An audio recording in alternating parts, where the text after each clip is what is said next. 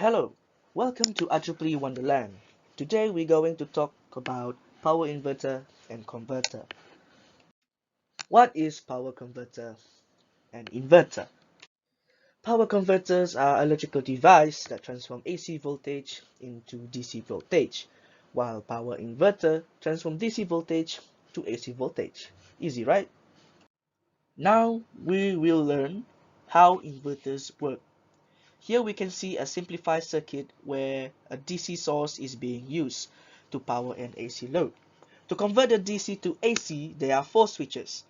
The switches are paired together so that the switches 2 and 3 open when 1 and 4 close, and vice versa. This will force the current through the load in an alternating current. Therefore, the load will experience an alternating current even though it's from a DC source.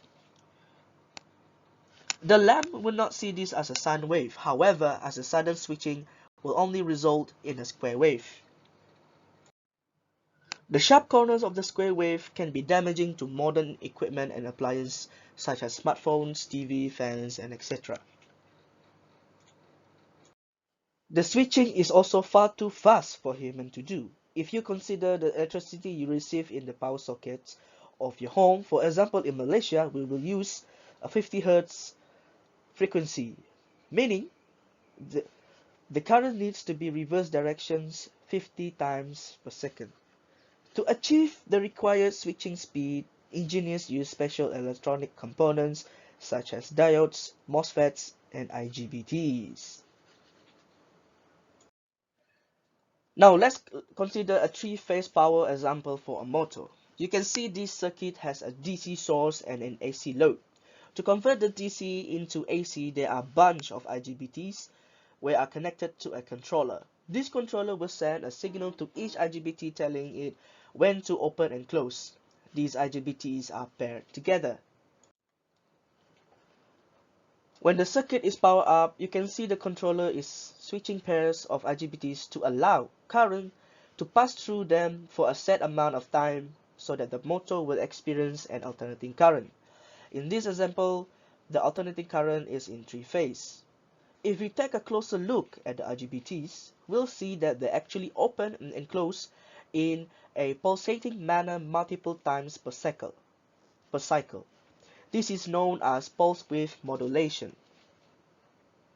By opening and closing the switches at varying lengths of times during each segment of each cycle, the IGBTs can allow varying amount of current to flow through the circuit and into the motor.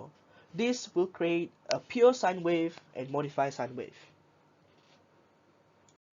Now let's move on to converters. There are 2 common types of converters, which is half-wave rectifier and full-wave rectifier. Half-wave rectifier are usually only used in low power application because they actually lose a lot of power. When you run an AC input through a single diode in a half-wave rectifier, this effectively cuts out the entire negative half cycle. What this does is it creates a really rough signal. Only one way to mitigate this is to put a really large capacitor over the load and effectively smooth out the ripple.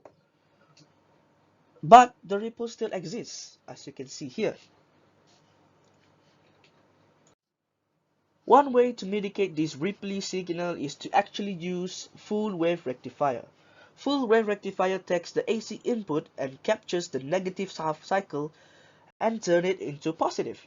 This can be done in couples ways such as uses of transformers or diodes. As you can see in the summary of the half wave and full wave comparison here, the half wave actually cuts out the negative second half of the cycle, while full wave make the negative cycle turns to a positive. And here you can see the ripple in the half wave are larger than the full wave, making the full wave more efficient than the half wave rectifier, and they create more cleaner signal. Thank you for watching this, and I hope this video helped you a lot more to know about power converters and inverters. Thank you. Bye bye.